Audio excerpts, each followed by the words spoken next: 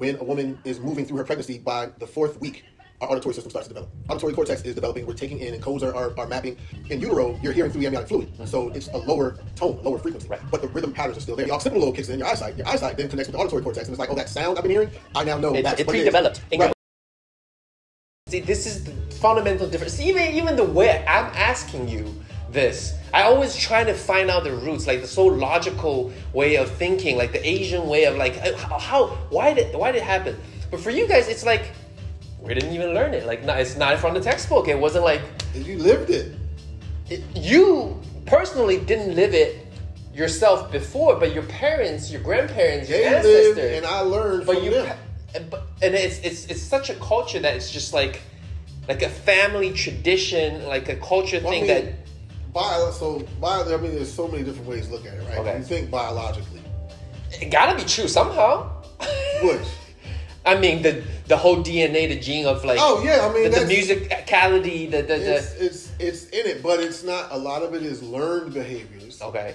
It's not necessarily innate, right? Okay. So, but biologically, you think about this, and this works or may not work for certain families. It all depends on what the approach is, but. Sure. I don't know where to start this. So it says so much, and I don't want to be like I don't want to do too much. But I'll start here. Okay.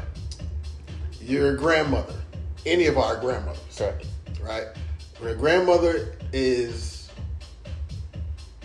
pregnant with your mother, when your mother in the womb of your grandmother is 4 months old. Mm-hmm. She now will she has all the eggs she will ever carry in her life. Mm-hmm. At 4 months old in utero, right? Our cellular life begins then. Mm. And there's information that's already being passed into those cells. Sure. Right? When a woman is moving through her pregnancy, by the 4th week, our auditory system starts to develop. By the 22nd, 24th week, it's fully developed. Yes. So we're taking in, the auditory cortex is developing, we're taking in, and codes are mapping, and we're taking the information that we're hearing, and we're getting accustomed somewhat to certain sounds that in our community, the sounds of our mother's voice, and any kind of ambient noise, music, whatever. Okay. Those things stay with us. Even when you're in the womb. Even when you're in the womb. You have to think about it. If when you're hungry and your stomach's growling, right? If I can hear your stomach growling, if what's on the outside can hear what's on the inside, what's on the inside can hear what's on the outside. Sure. The only difference is in utero, you're hearing through the amniotic fluid, so it's a lower tone, a lower frequency. Right. But the rhythm patterns are still there. You're picking something up that sticks with you. So now by the time you're born, and the occipital lobe kicks in, your eyesight then connects with the auditory cortex, and it's like, oh, that sound I've been hearing, I now know that's it what pre-developed in Right. your brain somehow that you recognize the pattern right away. Right. That now you're seeing, which is one of the reasons babies are like so fixated, because because these codes are connected. Yeah. But it has been experimentally shown that neurologically we remember music that we've heard in the womb. And even up to a year after the baby was born, not hearing that song, they remember it. Through scientific study, we know that babies don't just hear in the womb, they remember. Wow. And so if you're coming from a culture, we get accustomed to sound. And so if you're in a culture or even a family structure where music is important, movement is important, yes, then seeing a young child doing it, it's not just, oh, look at this cute baby dancing. Mm-hmm. It's celebrated in a way that even that baby recognizes, oh, I'm getting some kind of response here. Right. This is important. Right. And then you keep that going. And then at age 2, babies start to show certain signs, some level of proficiency doing the dances that they witnessed. Mm-hmm. Again, if you're in a family structure that's celebrated, babies recognize, oh, there's some importance to this, let me keep doing it. And then you start to notice other people around you dancing. So there's some currency to learning how to do this. You have games that are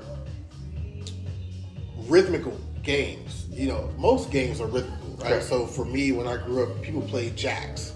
I don't know if you know what jacks is, but jacks is where you got these little, I mean, you see them at Christmas time, these little star-pointed things, and we would throw the jacks on the floor, and you grab a ball, and you got to throw the ball, and it can only bounce once, and you grab something, and it bounces twice, and you grab something.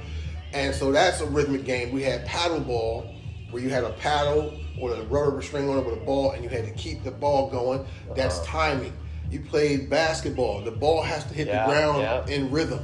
So you have to improvise how you get to the court. So these things, girls had jump rope, where you're literally, the rope is landing, hitting the ground, giving you time. You're now jumping inside, literally inside of time, which creates polyrhythm because you can't jump at the same time. Right. Then you're doing pat clap games or singing stuff. So polyrhythm start. So when you have those kind of games as a kid that develop your sensibility to music, your sensibility to timing, to music, to all of these things, they become ingrained. So it's a learned behavior more than it's innate. You just don't have it because my cousin struggles to dance. But he grew up in a household that didn't play music. Okay, so see, everything is somewhat connected, but also there's influence afterwards, right? Right. You mentioned that, okay, so before you were born, that's the story of, in the household that you live in, playing music. And then again, and let me tell you, my father is a jazz fan. He's an amateur musician. He played 5 different instruments. He hooked up speakers to my bassinet and played classical music and jazz music. What's a bassinet? Before a crib, a baby's crib. Oh, okay. So, what your baby sleeps in. Sure. So he hooked up and played music, jazz and classical. So I was before you can even talk, you listen to. I'm taking in. I took in music when my mother was pregnant with me, and I took in music once I was here. Before I could crawl, my father is like shoving music down my brain. Right. Now you mentioned those games. Yeah. Are they particular in the black community?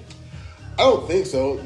Maybe the approach to them might be different, but everybody plays basketball.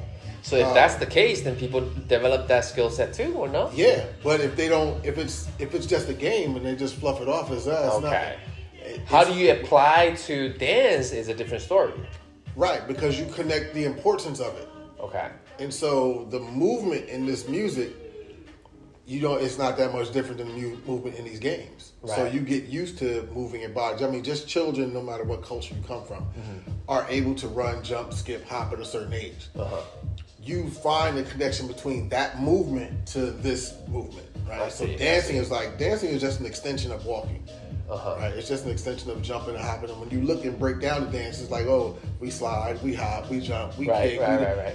Same thing. So again, I think it's how it's celebrated within a household, within a community, a culture that makes those distinguishing differences to the importance of it. Where it's like, you'll have some cultures where like, okay, it's time to play these games. You got to focus on getting this job, and everything becomes academic, and it's all left brain, and there's not much right brain, or finding the balance between left and right brain, where it's like, nope, you got to lock in and do this, and we're like, yeah, you lock in and do this, but I'm gonna do this too.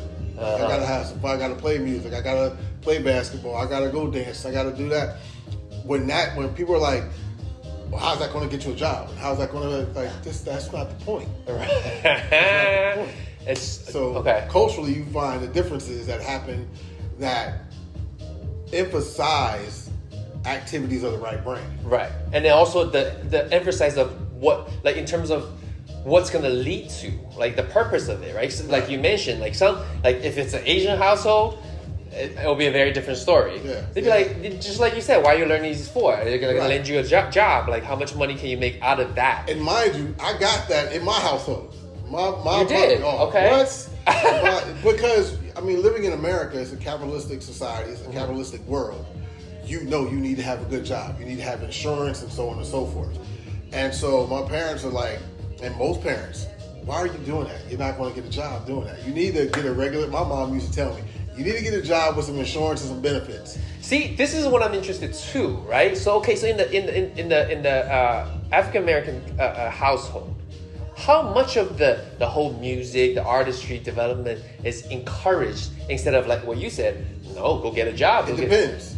It depends on the household. You know, if you see a lot of families who have musicians in them who are making the way. Could be a rough way, and some of them are very successful. Sure. But in those households, you typically tend to see people push more to being in music. Or if it's not a traditional, whatever that is, if it's not a household that is a musical household, but you notice that your child has a proclivity to play or to sing. It's like, okay, this one here got a little something. Let's push that. Okay. So it depends. So some of them do support, but is it common to suppress this? To be like, no, you got those talents, it's great. You can do that as a hobby, but don't do it as a job. Right. I think it may have shifted now. Okay. I know for my generation, some of the things that I were taught being black in America was like, you got to work twice as hard to get half as much. So that's not going to help you in this world. Right. You need to focus in on that. We know even if you focus in on this can still be rough, but then we see more guaranteed. That's a crapshoot. You may or may not make it. And so then that becomes up to the individual which path. And that was my thing. Okay. I know what my mother was saying. My mother worked for an insurance company, so insurance and benefits was big for her. But I wouldn't leave. I do two things very well: dance and art. Okay. And I wouldn't leave either one of them alone. And so it took my mother. It took till I was in my 30s before my mother was like, "Okay." But how did you prove to her? I wouldn't stop. It was just no. The proof was in I would not stop. It was. Let's dig a little deeper. Yeah. Let's dig a little deeper Okay. because I believe this is a universal story that doesn't sure. matter what race, your background, your age, era, whatever. So many people that have some sort of talents in artistry isn't going to be supported financially in this society because it's just somehow not really have the so-called market for the whole value system or whatnot, which isn't always decided by the market. It's also decided by politics and you know, all of that complicated things. And usually those in the family, they themselves either tried to make it and it didn't work out for them, so they think it's not going to work out for you. That's big too.